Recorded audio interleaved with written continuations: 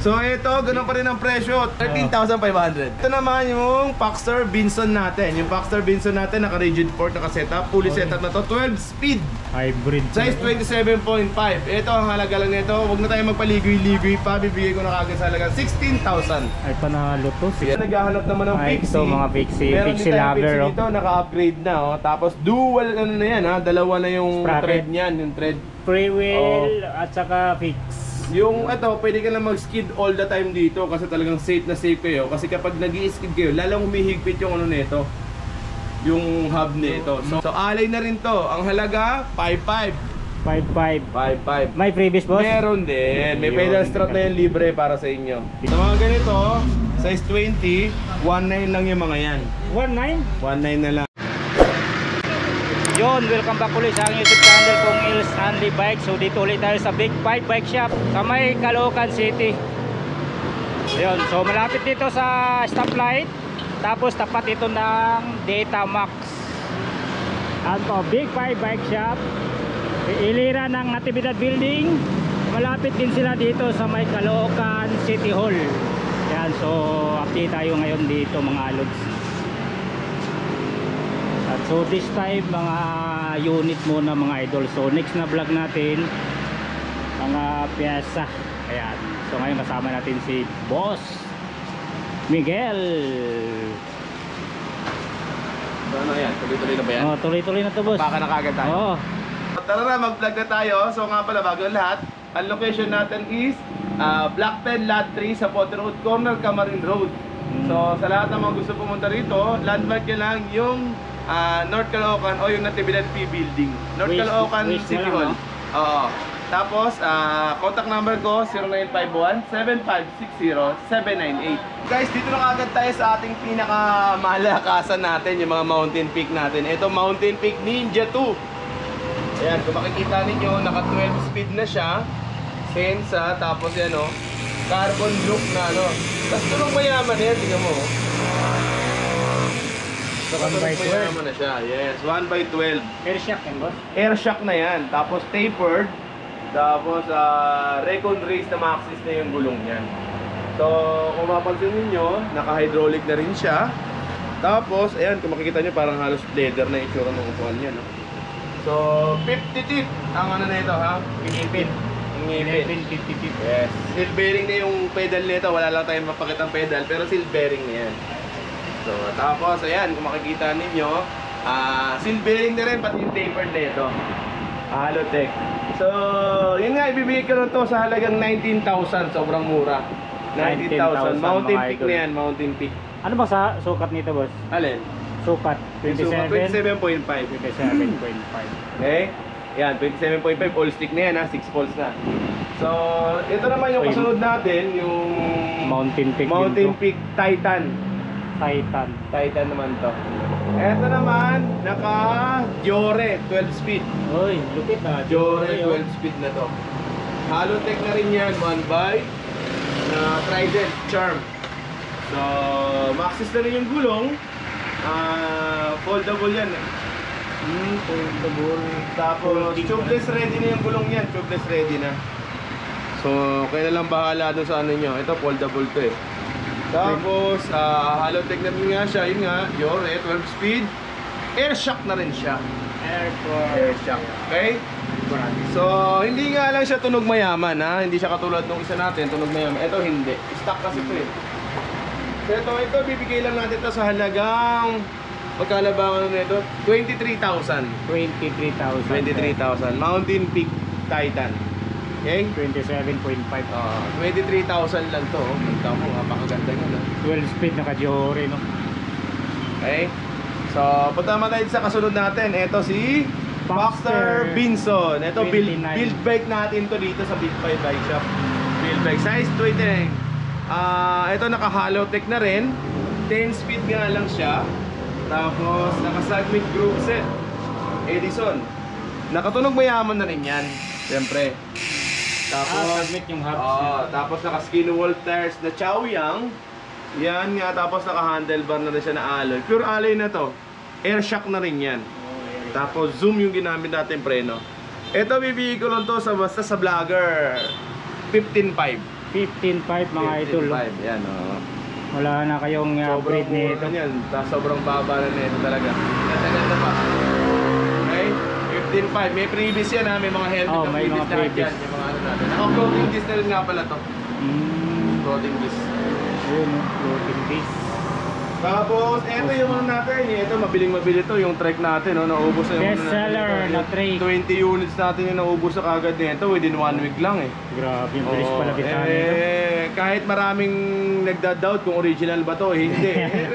Maraming may pera, alam nila kung original o hindi talaga. So ito, ganun pa rin ang presyo, 13,500. 13,500. Di na kailangan ng paliwanag dito kung original o ano. Hindi na. The more na nagpapaliwanag tayo, the more na may masasabi yung mga basher. So 13,500. Naka-combo shifter. Combo Stock shifter, talaga yan. stock Yan Shimano. Tapos tourney, ang hina ng pyesa. Okay? Drake Walang kwenta. Marlin 4, no? Pangit yung pyesa, Drake Marlin 4. Size 20 lang nga pala, tapos medium large yung size niya. 13.5. Ito naman yung Paxter Binson natin. Yung Paxter Binson natin, naka-rigid port, naka-setup. Fully setup na to, 12 speed. Hybrid. Size 27.5. Ito ang halaga lang nito. Huwag na tayo magpaligoy-ligoy pa. Bibigay ko na kagad sa halaga 16,000. Ay, panalo to, Yes, 16,000. Halotech 1x12. Ang laki ng pump niya, oh. 50 na, 50 Brooklyn yung rim. 50 feet na. Airwick yung mga hub. Solid. Punta naman tayo dito sa ating Foxter Ito Harvard. naman, Ito, Foxter pure Harvard. black na to. Ito, naka airport na rin siya. Airport. Airport. Naka Halotech. Halotech. Naka Halotech, Cruiser Hub. 10 speed L2. 10 speed na L. Naka floating disc na rin yan. Okay? So ito ang halaga nito.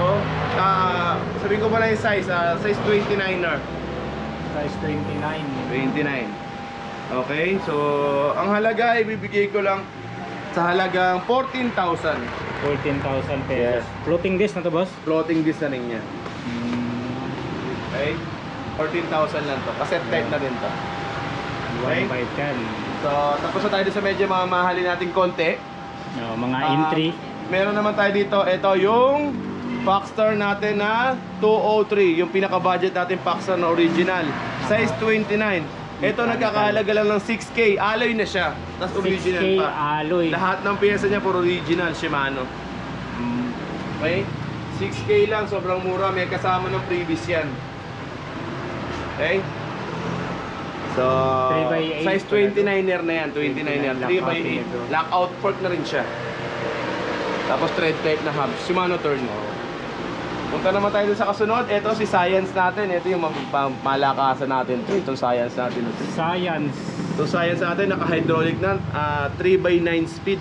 Gawang mountain peak. Gawa din ni Mountain Peak. Yung makikita ko, kamukha ng batalya niya yan. Mountain peak. Naka A5 yung group set. 3x9 speed. 3x9. Meron na ito konting mga scratches pero very minimal lang tulad nito. Ayan.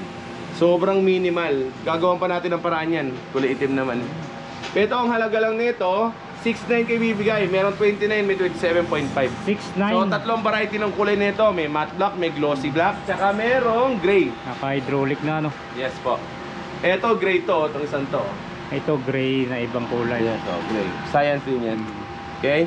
6.9 lang. 6.9, mga 6.9. budget mail na Yes. hydraulic. Ito naman yung bakal natin dito na ano na pang lady bike o Rebel. Pang ladies 27.5. So, mechanical lang din to, tapos combo shifter, disc brake na rin siya. May shock na rin to, tapos ang group set niya is shining. Shining armor. Shining, shimmering, splendid. Magkano dito sa ladies bike mo? Ito bibigay ko lang sa halagang 4,000. 4K na lang yan. Iba talaga pang babae, mura. Siyempre. Shining, shimmering, splendid. Tama ba yan? Kanta ba yun? Kanta yun. Kanta yun? Sorry. Kanta pala yan. Shining, shimmering. Shining, shimmering.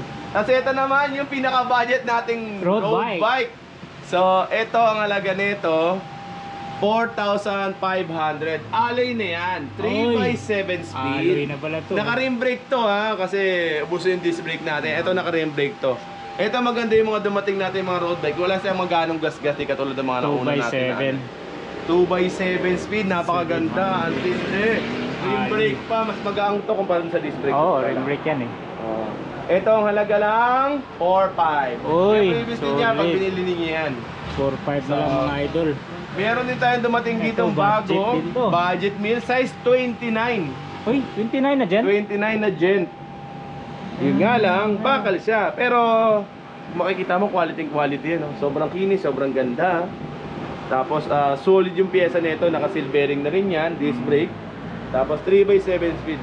Kung may mga naka-purchase sa inyo nung binebenta namin gent na alloy, ito na rin yun. Yung batalya lang sila nagkaiba. Baka lang siya. Baka Pero lang. depende rin yan sa pag-alaga. Yes. So kung pang budget lang, napakaganda nito.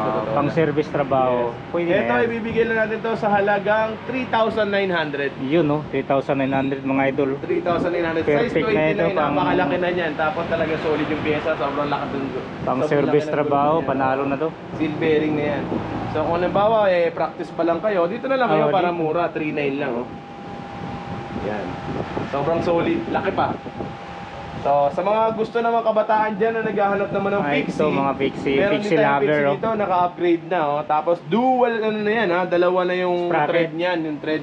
Free wheel at saka fix. Yung ito, pwede ka na mag-skid all the time dito kasi talagang safe na safe kayo. Kasi kapag nag-i-skid kayo, lalong humihigpit yung ano nito, yung hub nito. So, hindi katulad ng ibang mga fixie na natinda namin, pag nag-skid, kumapalya yung preno. Eto, pag nag-skid ka, lalo kayong lalong humihigpit yung ano yan. So, bahala na lang yung mga pedal ninyo kung gaano kalakas yung mga tuhod ninyo dito. Okay? So, alay na rin to. Ang halaga, 5.5. 5.5. 5.5. May previous boss? Meron din. May pedal strap na yan libre para sa inyo. Pedal Bibigyan strap. ko na yung pedal strap. So yung kasunod natin, ito rin yun, yung Gent na road bike, Gent Aurora kung tawagin natin. Alloy. Alloy na rin to, ha? Rim brake. Alloy, naka-rim brake na rin to. Ito yung isa niyang variant na kulay. Gray, teal pala, teal. Mint green. Mint green. Okay? So yan, 4.5 lang ang halaga niyan. 4.5. 4.5. Ito, isa. So yung kasunod naman, ito yung stout natin. Ito. Stout alloy din siya boss. Stout. Gawa to ni Mountain Peak. STI na to. Oo. STI, gawa ni Mountain Peak. Galing Mountain Peak. 7.7 lang ang halaga niyan. Naka-STI na siya. Skid all tires pa. L2. Tapos, naka-alloy na yung ano yan, yung crank set.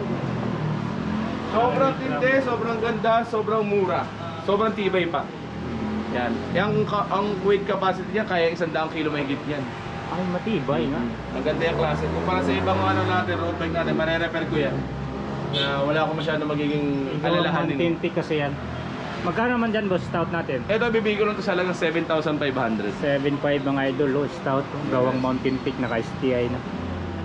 Punta naman tayo sa kasunod. Ito yung mga kasunod natin. Ay, mga Ito naka-aero, dynamic. road bike, naka-aero dynamic frame na siya. Ito, naka 3x9 speed, hollow tech, Ragusa Ranger, naka tunog mayaman na hub, kulay blue na lahat to.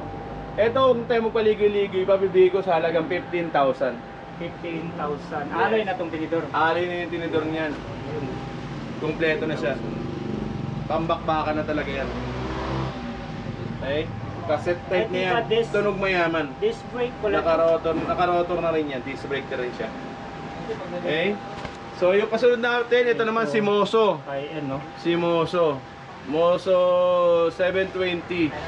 So ito carbon yung fork nito. Carbon yung fork, naka-halotech na rin siya. Tapos naka-pillar spokes na yung aerowick aerowick rim set. Ito naka-rim brake na rin. L2 nga lang yung group set na ginamit natin para hindi masyado mahal. Ilang speed naman to? 3x9 speed. 3x9. So sobrang gang nito, ito pinakamagang nating unit dito eh. Ito kung magkano nagkakahalaga lang to ng 24,000. 24,000 Yes, mga idol. 24,000 lang yan. Muso na yan. Ito na may upland natin, sikat to sa Middle East. Ano?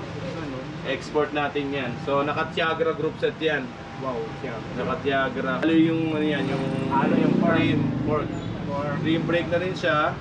Tapos 2x10 speed. 2x10. Rivet spokes. Spokes na yan.